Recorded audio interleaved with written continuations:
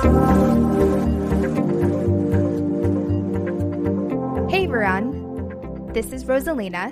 And this is Shauna, and we're your hosts for Too Young for This Shit podcast. This podcast is not just about boobs, but our journey with cancer. We are young millennials, open about giving you our raw and unfiltered look into our lives. We are in no way medical professionals, nor are we offering medical advice. Any medical references are cited directly from public websites or from our personal diagnosis. Some topics and stories may be triggering to those who are fighting, have fought, or have loved someone with cancer. All right. Welcome back, everyone. Welcome. We're just going to start with, how was your week, Shauna? So my week was good, actually. I started my weekly Taxol treatments on this past Monday. Mm-hmm. And I kind of went into it like not even really nervous. I don't know if meeting with my oncologist, she said Taxol was like a breeze compared to AC. And I had such terrible symptoms on AC that I would kind of went into it being like, okay, this is going to be a breeze. I'm not even nervous. Mm-hmm. And treatment this week was a little faster as well as AC. Oh, that's I good. shaved off about an hour, which is amazing when you're like cold capping for 5 hours. Yeah, exactly. But I found myself like really almost like triggered by the cold cap this week. I think it's a smell and just knowing that it's going to be uncomfortable that's giving me anxiety beforehand. Almost like Interesting. like it's a plastic helmet that sits on your scalp and it smells like a heavy duty plastic, and it makes me so nauseous. Like I had to open up my bag the other day to get the brush out, and I got a whiff of it, and it was like instant nausea. Did that happen when you were on AC? So the smell like bothered me, but I think now that I know, like, I've done 5, like this was my 5th this past Monday, Mm-hmm. and I think like now that I kind of know what to expect and kind of like been dreading it, I think it's like just a reaction of like being nervous and anxious that it's making me sick to my stomach. Yes. Okay. That makes But sense. Well, that's great that, your symptoms wasn't as bad yeah, no, as so this week, AC. the symptoms were totally manageable. Like the worst, I didn't have any nausea. I took 1 anti-nausea med the whole week, which for AC, I had to take 3 or 4 a day to kind of just like get through the day. This, I Mm-hmm. had to take it once during the week. That was it. And yeah, and the only thing that the only issue I had is like I just felt super tired. Like I was kind of really exhausted, and it was like early. Like it would be, I'd get up by like 7:30, 8 o'clock, and by like 12:45, 1, like I just felt wiped. Like I did like a Target run, and I was like, I think I actually might have to take a nap in the parking lot before I drive home. Like that type of exhaustion. But compared to AC, like I'll Yes. take it. Like if I have to take a nap in the middle of the day, I'll let myself take a nap in the middle of the day. I'm not going to, I'm not going to complain. Right. Yeah, exactly. You're going through something very difficult in your life, so you shouldn't be feeling guilty for taking naps. Exactly. And as far as like the hair update of the week, I had like minimal shedding. I got my Mm-hmm. hair washed. It was like minimal in the sink, which is like wash days are traumatizing. Yes. And Yes. my hairdresser, who is my friend, gave me Topic, which is like a hair fiber thing, which I was like, I'll use Mm-hmm. it if I need it. And I don't have any bald spots really, but it's thin, and you can like see like parts of my scalp. You could just see where it's thin. So I used it for the first time yesterday, and it is a game changer. It is. I've used it a couple times. Yeah, I kind of wish I've been using it for at least a month. Like I would have like felt better about what I was losing. Yeah. I've lost more hair than you did, and still you Mm-hmm. can't tell that I Yeah. lost hair. Like it just looks like my regular hair. But the one thing about Topic is that it just gets in your scalp, and it's kind of tough to get it out when you're washing your hair. So I try not to use it as much because of that. I still have like black spots on my scalp. Oh, well, it's also harder with the buildup that from not washing our hair often that, yeah, I could see that. But I mean, I was kind of like blown away yesterday when I used it for the first time. I was like, I've had it for a few weeks and just was like, oh, I don't, it's not going to put anything in there. Like, just, I'll deal with it, whatever. I'll wear a baseball hat, which I've been wearing every day. Right. And so it's been okay. And I don't know, like, I feel like I missed out on 3 weeks of like maybe feeling a little bit more comfortable enough to like leave the house and not have to wear a baseball cap. But now I know. Yes, now you know. But how are you? Yeah, talking about hair. So something recent happened. I went out yesterday with my boyfriend and his coworker and his fiance. And usually when I go out, I'll wear my halo extension. So it's essentially just a little rubber like string that you just put on top of your hair. And so it's not like a clip-on or anything like that. It just adds more volume to like the bottoms of your hair. Like and like a little bit of length, right? Yes. Yeah. Yes. Mm-hmm. So I usually wear that with like a hat, so like a fedora, and I would basically just like let my hair loose, or I would put it into a braid. Yesterday, I put it into 2 little pigtails, which I've never done before. So I'm trying to experiment, all that shenanigan. Cute. But yesterday we were walking and the coworker and the fiance were in front of us while my boyfriend and I were behind. My boyfriend put his arm around me. Ooh. Yeah. You already know. And it snapped. And so basically he knocked over my hat. Yeah. And I freaked out. I was like, oh my God. And I was trying to get the hat quickly so I can put it back on.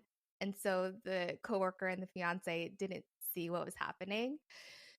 I did see her turn around, but she turned back around like to the front like pretty quickly. So I'm not sure if she actually saw, but that was pretty traumatic because I'd never been vulnerable out in public like that. And so I'm trying to hide my vulnerability.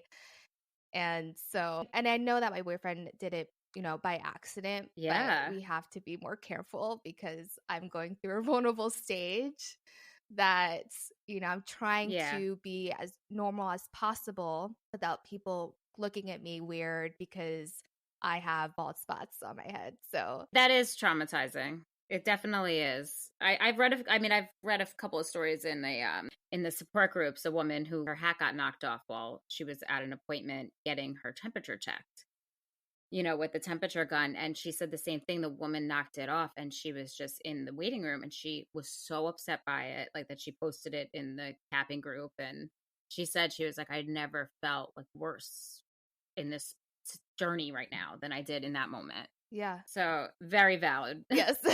But I feel like this is something, I wanted to share. I wanted to tell you guys like the vulnerable spots of,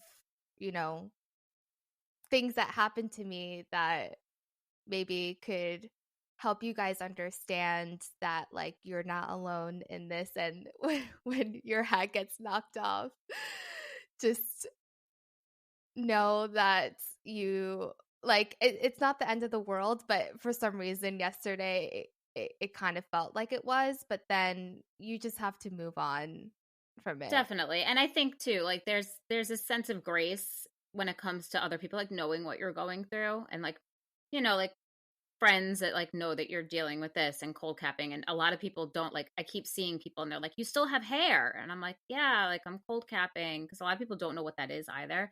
So I think they're just more fascinated with the fact that like you still have hair on your head than they are with the fact that like you're cold capping, it's thinning, it's not the same as what you started with, like.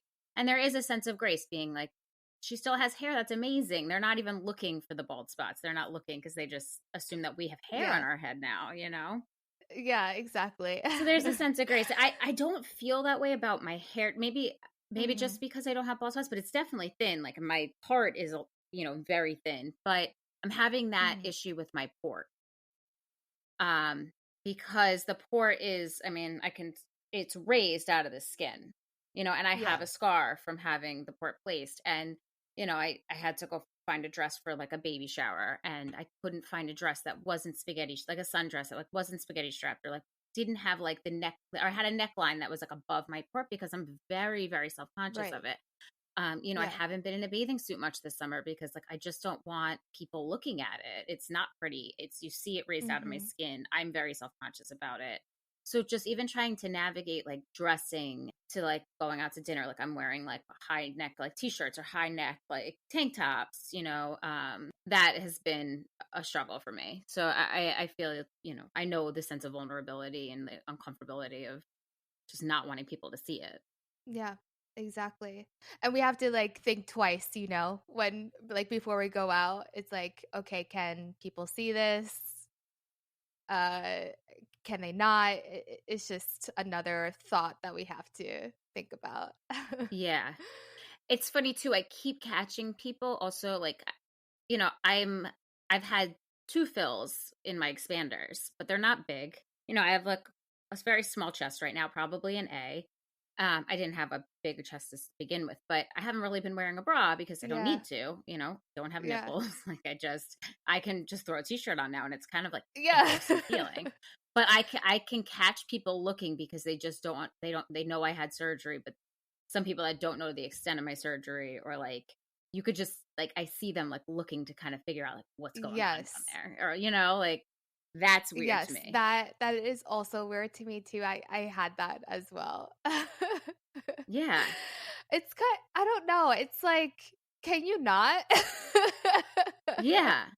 We're going through something like super traumatic, and you need to look at my breast, especially if you're a male. I'm sorry. That's something I Yeah. cannot stand. Yeah.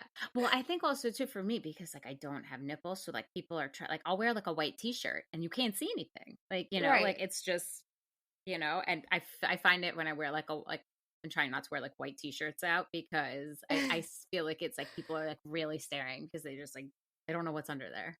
Yeah. That's funny. But we just have to give ourselves some grace again, and just, this isn't forever, and people are going to stare regardless. Like I was speaking with a woman who went through this at 38, and cold capping didn't exist. And she said that, she's like, I knew her because the kid I nannied went to preschool with her daughter. And she goes, it wasn't even the kids that stared the most when I was bald. It was the adults. And she's like, that it was so uncomfortable. And it's almost like the kids, she's like, they'll stare for a minute and they're like, all right, whatever. Like they don't know what's going on. She's like, the adults know what's going on, and they just like, it's like they were like looking through you, like looking through your soul, like Ugh. that type of stare. And she was like, it was so uncomfortable. And I'm like, part of me is like, kind of happy that we don't have to go through that. I'm so happy to like when you mentioned on our last episode about coke capping not existing until like I think 2011. Mm-hmm. I didn't know that. I thought it existed for a little bit longer than that, and so I'm thankful that cold capping, even though I lost like I would say like about 85 to 90% of my hair, but um I'm still able to go out and feel normal in this sense because I have like the topic that I can put on my hair, or I can wear like the halo Right. extensions. I don't regret cold capping at all, but my results of course was a little different than what I expected, but it is what it is, and I'm hoping for regrowth after that, but Yeah. And even in the cold capping like support groups on Facebook, like I've never seen anyone that said, when it comes even for those that lost so much, they don't regret it because their hair grew back yeah. so fast. And that's kind of like the mindset like going into it with is just like, if I lose my hair, I'll shave it. It is what it is. Like it's going to be upsetting, but I'll deal with that if and when that time comes. But at least it's going to grow back fast, and especially like we're hormone Mm-hmm. positive, we're going to have to be on tamoxifen or any, some sort of hormone therapy after this. And some of those side effects are loss of hair, or like there's no regrowth. And for me, didn't want to even give that chance. Like, I'd rather keep the follicle, save it, and then, just like try to keep as much and have it grow back as fast as possible so that when the time comes for hormone therapy, it's just, that's like not, like not a bad option. Yeah, exactly. Well, I mean, this episode today is talking about, our plans, our doctor's appointments, seeking second opinions. And so Shauna is going to tell her story, and I'm really excited to hear everything about it. I've heard like little bits and pieces of it, but not the whole story. So let's start it. Yeah. So, once I had gotten my results back from the radiologist, she had called me. I mean, they kind of told me even before my biopsy that this is what it was. During the biopsy, I went into it like knowing that this is what it was. So when she called me, it was not a shock. I was kind of like, okay, what's next? Like, that's just been like one of my biggest like things in this journey is like, okay, what's next? What's next? What's next? Like, I need milestones. I need concrete plans, and I'll be able to get through this. So she had called and, gave me the news. And I said, okay, what's next? And she's like, you need to make an appointment with a breast surgeon. And that was kind of shocking to me because I just assumed, okay, it's cancer. My next step probably would be an oncologist, but it's not actually. They set you up with a breast surgeon first. Well, they recommend, make an appointment with a breast surgeon first. Yeah. So I ended up going home and then doing some research for breast surgeons and oncologists, kind of just seeing different hospitals and different cancer centers and things like that. And kind of was on, I went on ZocDoc, which for those of you who don't know, it's like an online appointment app that you put your insurance in and it will tell you what doctors take your insurance, and you can like easily set up an appointment that way. That's a really good resource. Actually, I never heard of that. No, it's amazing. I think it started in New York. I know they have like an office down in Soho. I found them a few years ago, and I have found like amazing doctors off of it. I found my general practitioner. I found my dermatologist, who I love. I found my gynecologist. I found like all this, and it's amazing because you have your health insurance just right on there, and it will tell you who accepts it, and you can set up an appointment. You like don't even have to call. Is there like a rating system? There's a rating system. Yeah. And Nice. There's a review system, it just for based off of everything, like office, the actual doctor. It's a really great company. It's a really great app. I've been using it probably for about 5 years now.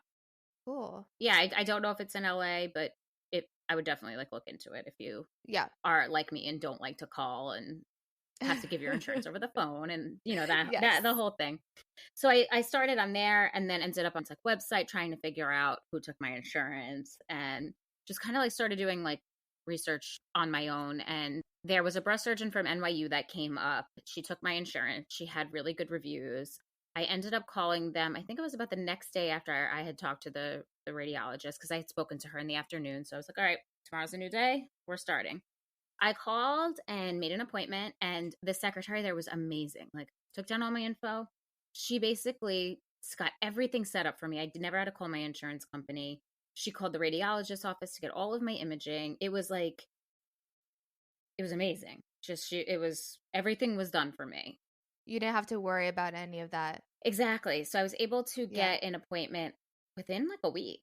And, I was also looking at hospitals like Sloan Kettering in New York, which is, one of the best hospitals. The number one. But my insurance wasn't covered there, which was upsetting because it is like almost a name brand in cancer. And I was like, probably the best care I'm going to get. And, I was considering switching health insurances, but I was like, let me go and just do my due diligence and see what else is out there before I make any rash decision. So within I think a week to the day, or maybe a day less than a week, I was able to see the breast surgeon at NYU.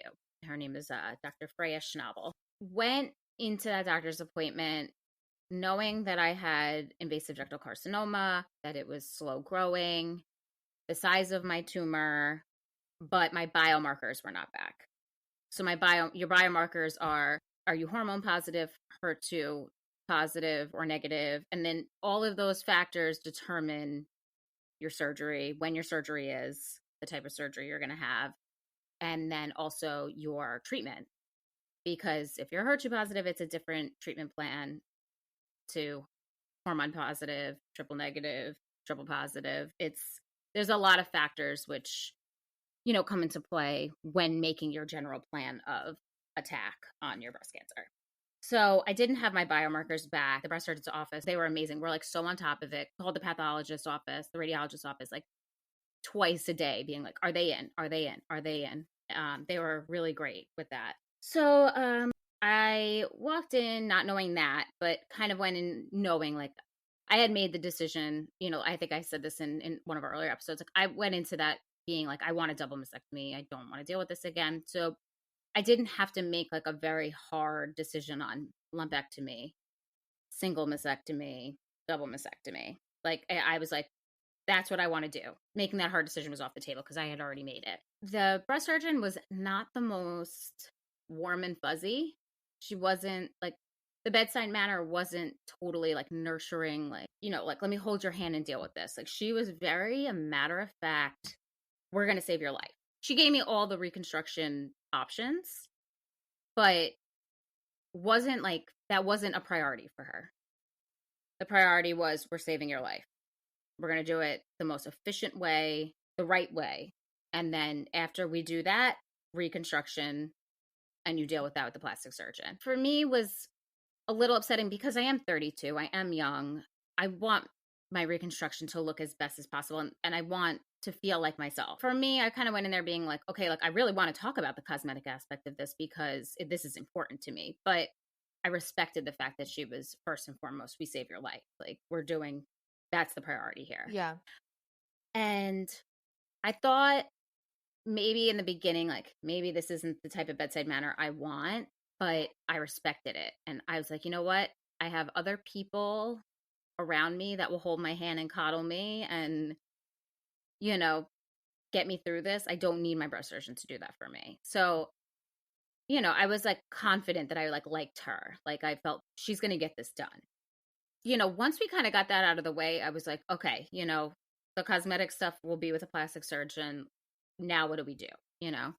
So she immediately was like, we're going to first and foremost send you downstairs and you're going to get a blood test for like a full genetics test. Like we need to also know if this is genetic. Like if you have a BRCA gene, BRCA1 or BRCA2, that also changes a lot because they recommend most women that do carry the BRCA gene not only do a double mastectomy either preventatively or if the woman already has cancer, like just indefinitely, but also a hysterectomy is on the table because you are more predisposed to having ovarian, cervical, like cancers, So that was her first thing. She was like, I'm sending you downstairs as soon as we're done with this. You're getting a genetics test, which for me was like, I want that.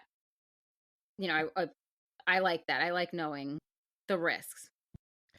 I'm glad she did that quickly for you. Oh, yeah. That was quick. Mm-hmm. And I mean, it was great because, like I didn't have to be sent to a lab, on another block or across town to get it. It was like everything was in-house, which I also really liked. I think that was, a huge plus for me is being like, okay, like I choose this hospital and this breast surgeon, everything's going to be done here. All my imaging, all of my blood work and labs, and if I have to have treatment, it's right in this building. And that to me was like I like this. I like that I don't have to be running all over New York City to different doctors and everything's kind of here. So that was one of the first things we discussed, after kind of getting like the fact that I wanted a double mastectomy out of the way and, just talking about biomarkers and everything else. So she had said, send you for the genetics test. And then we also spoke about fertility, which again, we're going to do a full episode on fertility, but she had asked me, is this something that you're interested in doing? Because if you do have to have any sort of treatment, you want to get that done pretty quickly. I said, definitely, absolutely. Her office wrote down a fertility specialist that took my insurance. Nice. And all I had to do was call. And it was kind of like, I like that part too. I didn't have to do any work trying to figure out who took my health insurance. Exactly. So I was like, okay, I like this too. Before she asked you that question, have you ever thought about fertility and doing that process? I mean, I definitely did. A lot of my friends are married on their first or second children. I'm not married. I don't have kids, but we could constantly think about our biological clocks and it ticking and, safely wanting to be able to conceive and the risks of doing it later in life. And, I had thought about it. But it is expensive. It's very expensive. Very expensive. And, so it wasn't something that I always thought like, oh, I would love to do it. Definitely would love information on it. I think it's always good to have the insurance policy, and like the younger my eggs, the healthier the embryos, and just it's a safe choice and kind of an easy choice to make, especially if you are financially in the position to do it. So that was an easy decision too. Like, my boyfriend had talked about it, obviously discussed it and thought it was worth it. So they found that for me. I saw him, but that's for our fertility episode, which is coming up soon, a couple episodes. So I won't really get into much of that. But the other thing she ordered was an MRI because she wanted to see if it was in my lymph nodes. So she ordered an MRI, which I went to, I think maybe 5 days after my appointment, I went. And those results showed I had no lymph node involvement at the time. And they still, during your double mastectomy, will take lymph nodes and check. But at that time, no other imaging was ordered because it didn't show anything in my lymph nodes. So I didn't have to have a PET scan or a CT scan. Yes. So an MRI is basically she wanted to see whether there was cancer on your other breast and also if there were lymph nodes involved. Right. Yeah. If there was any other areas that would not have been covered in the mammogram, sonogram. Yes, exactly. So that was the only other thing she ordered. And, I was very honest from the beginning going in there, going into these, you're interviewing a breast surgeon and an oncologist and you're these doctors. And, I said, I'm going to get a second opinion. Every website that I looked up said, get a second opinion. And they were like, no, definitely get a second opinion. They were like, we're not trying to like sell you on anything. Like, this is our professional medical like opinions, and you do what you got to do. So I said, okay, I'm gonna get the MRI. Made an appointment to come back to see her, and kind of left it at that. That was my first meeting with that particular breast surgeon at NYU, and I left feeling like confident. Like I liked what was going on there.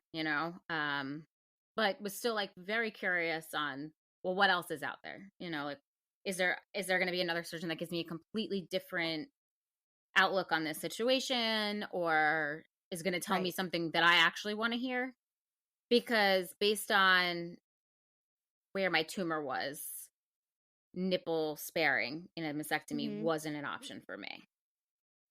It would have been too close to the skin, probably wouldn't have gotten clear margins. The breast surgeon kind of said off the bat, like, we're going to probably end up having to take those. Like, there was not even really a discussion of, we might be able to save them, How did you feel in that moment? Like, is that a big change that you didn't foresee happening? So I went into it only just learning about the nipple sparing. So I did ask, just out of curiosity, but I had at that point too knew, had I kept that also could have been a risk for a reoccurrence. And I went into it kind of like very at peace with my decision of a double mastectomy and knowing that would have been a part of it. So I wasn't devastated, to be honest. Okay. But that option would have been great. Like, to hear that would have been an option for me would have been something that maybe would have like lessened the blow a little bit. But I wasn't like devastated by it at all. Like, okay, it was just off the table. So my old employer, so for my second opinion, my old employer, her kids go to school with a breast surgeon at Mount Sinai in New York City. Her name was Dr. Lehman. And I actually was able to get like this woman's personal cell phone number, but I felt weird calling her. Even though she was like, yeah, have her call me, it's fine. But I felt like a little weird. I was like, let me make an appointment. Yeah. So I had at that point already had my MRI done and knew there was no lymph node involvement. This was, I saw her probably, I think it was about a week after I had gotten the MRI results probably 2 or 3 days before that appointment, and it was like a week after, if I'm not mistaken, whatever the timeline is there. And I went to Mount Sinai in the city, and I brought my boyfriend couldn't come with me for that appointment, but I brought a friend. And we got to the hospital, and we get off the elevator, and there is like the plastic sheets, like construction like plastic, blocking like a major portion of this hallway. Mm-hmm. And I was like, we got off on the wrong floor. Like, what's happening here? And finally I like realized, I'm like, all right, look, well, there's a hallway this way. Let's go check it out. Because we got off on the right floor. So it was like half a construction zone, which was like a little weird to me. And we're in the waiting room, and we get called in, and I go into this doctor's office, like I'm in an exam room. I'm in a gown. It's now, I think, end of January. It's cold. The windows are drafty. And we waited for like over an hour. And at NYU, I didn't wait at all. Like, I got right in. Everybody knew there was no, like, they had already looked at all my imaging. They didn't have to get on a computer. They didn't have to double check anything. I walked into NYU, and they knew exactly what was going on with my case. They had done their, like research before I walked in. They knew everything, This was not so much like that at Mount Sinai. Like, I watched her she left the room and had to put the imaging from my mammogram, MRI, and sonogram, like, and go into the other room, look it up, and then come back in, which I was kind of like, I had a similar experience too. Yeah. And I was kind of like, this is, and granted, I had already spent over an hour in the waiting room waiting for her in a gown. I was freezing, but I did like her. Like, once I met with her, she was young. She very much emphasized my concerns about the cosmetic portion of this process.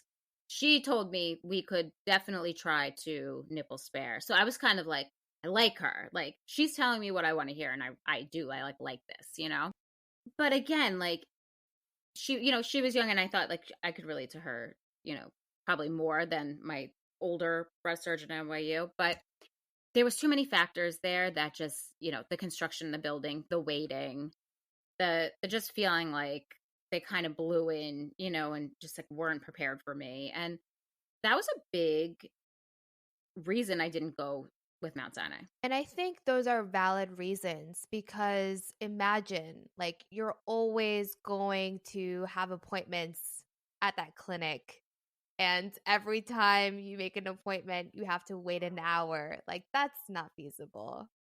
Well, imagine too going in for like any type of test result, and you're in the waiting room for an hour. Yeah. And you're already anxious and like concerned that you're about to walk into this room and you're going to get news that you don't necessarily want to hear. And to have to sit there and wait for an hour just doesn't do anything for my anxiety. It's actually going to make it 10 times worse. So there was like a lot of factors. Like, as much as I liked her,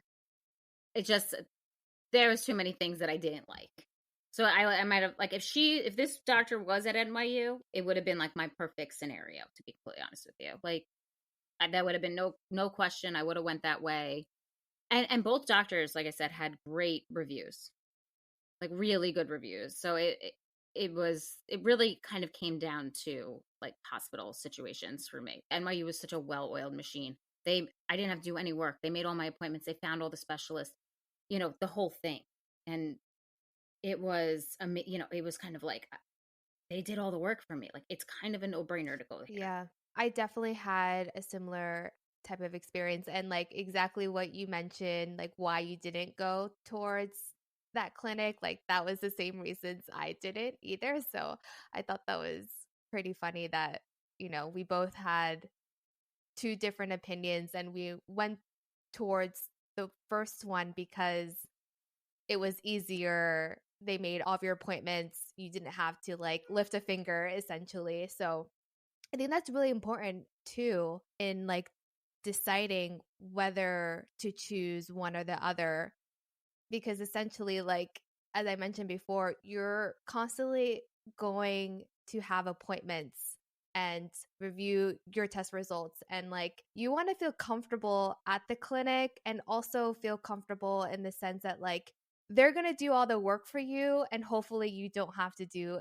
anything. You're dealing with enough. Like, I imagine having to, deal with insurance companies, like calling them to even get like who takes your insurance and like just everything, like have it like eliminated and where I can just focus on like I have big decisions to make and I could solely focus on that.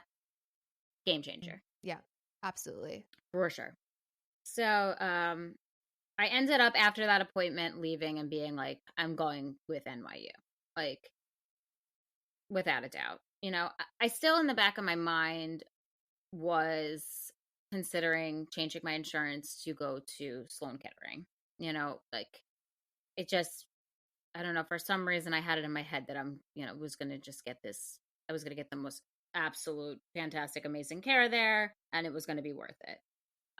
The same boss that referred me to the breast surgeon at Mount Sinai, her very, very, very good friend is a radiology oncologist that I had spoken to shortly after my biopsy. And again, it was just my old boss set it up. Like, just talk to her. She'll answer any questions you have. It's just a really good resource. She's based in the West Coast now, so it's not like I would be able to see her. But it would definitely be like a good resource to talk. And I was like, absolutely. And I had met her. I've met her children. She knows who I am. So it was like very easy. I felt very comfortable like having a conversation with her over the phone. And she was amazing. Like, just broke everything down for me. At that point, still didn't have my biomarkers back. And, I ended up speaking to her and was saying, what is like the best case cancer diagnosis? Like, what do I want to have? And she explained everything to me, and she's like, you want to be hormone positive, ER/PR positive, HER2 negative would be the, the best case for you. And luckily, it ended up working out that way. But one of my biggest things with her, she had worked in New York. She had done a residency at Sloan. She had done a residency at NYU. She, I said to her, is it worth it for me to switch my insurance, wait the month that, the new insurance kicks in, and go to Sloan? And she said, get your biomarkers back first. She goes, because if you have a cancer that is like the run of the mill, they've treated it 1,000,001 times, you have like the basic cancer diagnosis, nothing crazy. You're going to get the same care that you will at NYU or Mount Sinai that you will at Sloan Kettering. She goes, and honestly, you'll get an appointment faster. And at that point, I had already seen both, So at that point for me, I was like, you know what, Sloan, I'm going to just, I don't need to go there. Like, if this is a basic cancer, I guess, diagnosis, I'm just going to stick with NYU at that point, So she made me feel really like confident that I was making the right choice with going where I had chose to NYU Perlmutter Cancer Center for treatment, surgery, and everything else. So it was really like a really great resource because going into the following rest of my appointments, I knew what to expect. When they told me, I knew what the treatments were going to be for each different cancer diagnosis. HER2, like I said before, is a different treatment plan.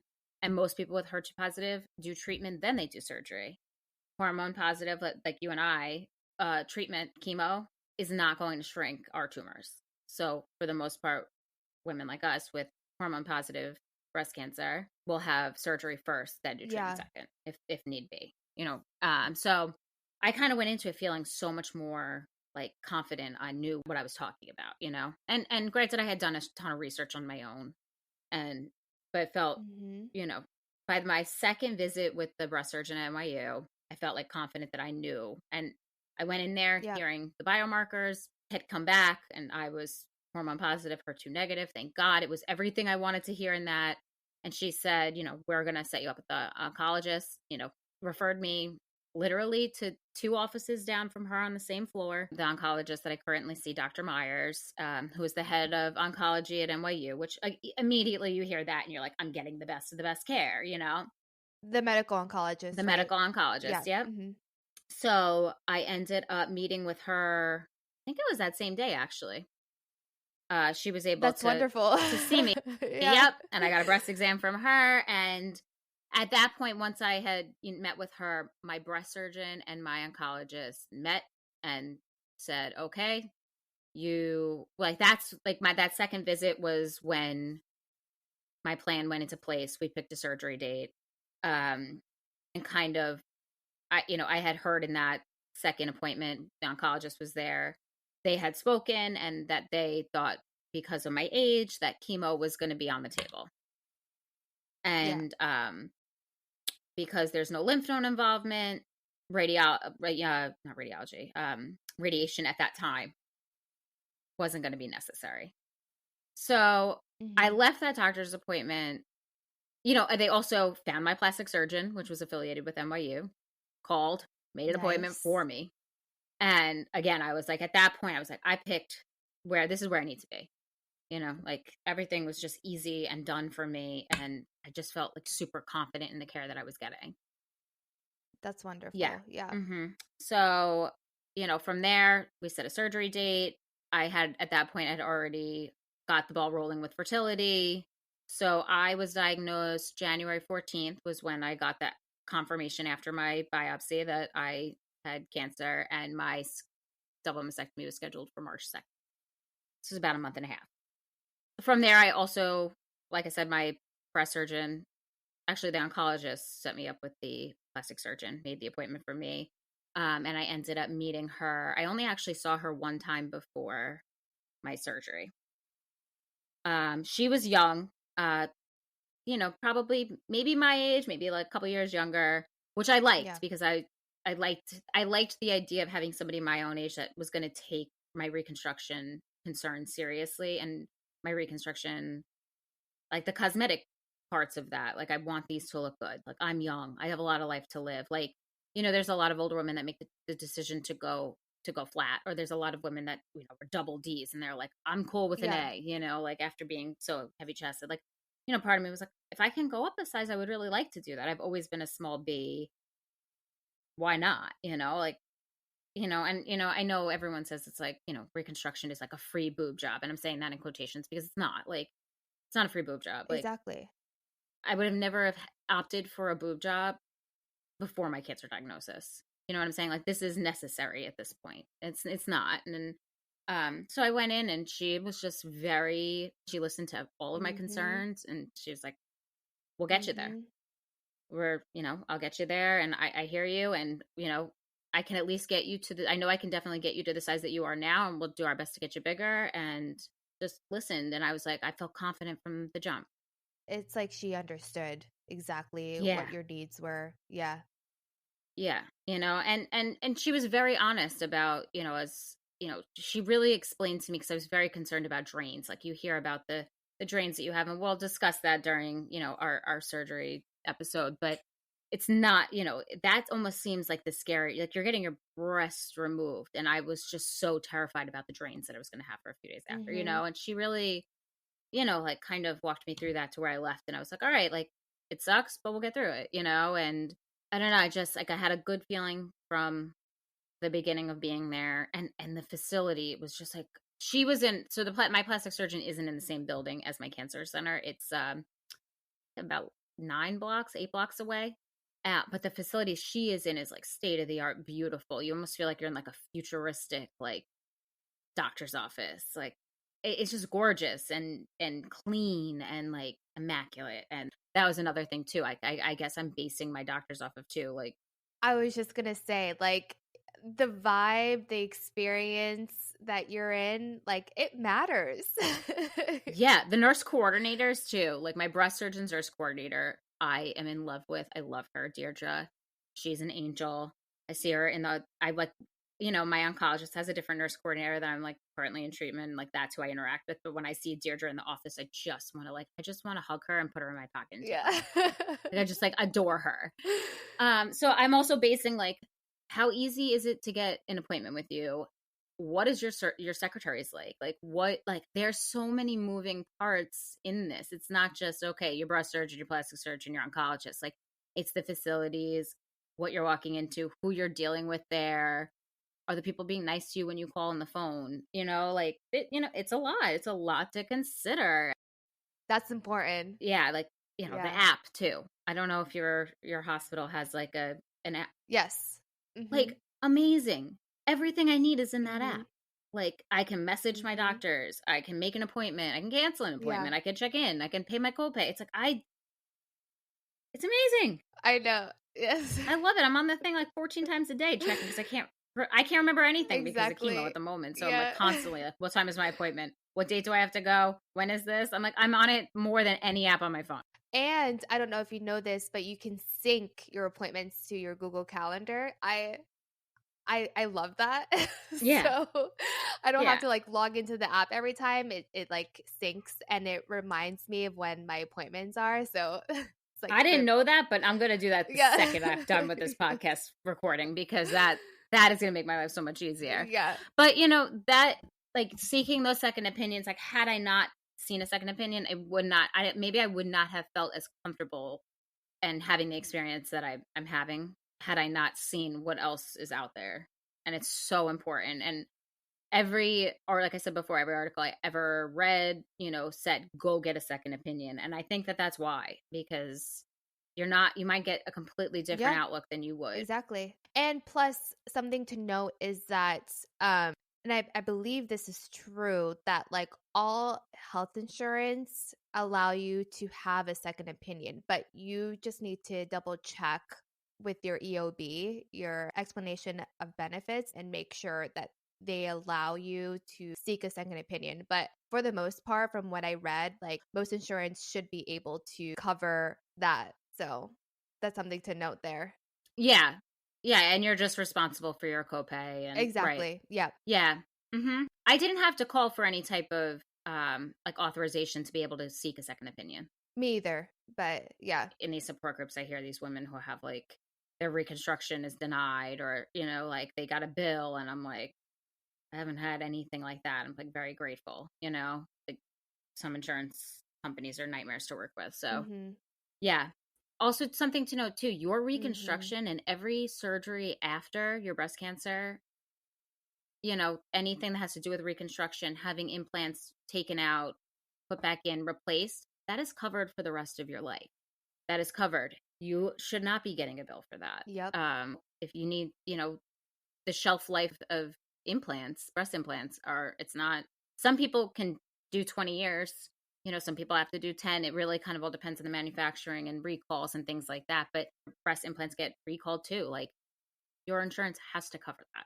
Yeah, I would say it definitely depends on your deductible and your out of pocket max, but yes, you're correct in the sense that like your health insurance will not deny getting a reconstruction even if it's past, 2 to 3 years, 5 years, 10 years, whatever the case may be. They will always accept it. Which is something I didn't know before this either, you know, because that's I think that would be definitely a major decision making thing, being like, okay, like, all right, my insurance company is going to cover my breast implants, but in 10 years, am I going to be financially stable to have them removed and get a new set of implants in if need be? You know, think about how many women would stay flat knowing that they can't afford to do that. And then what are they going to do when the time comes?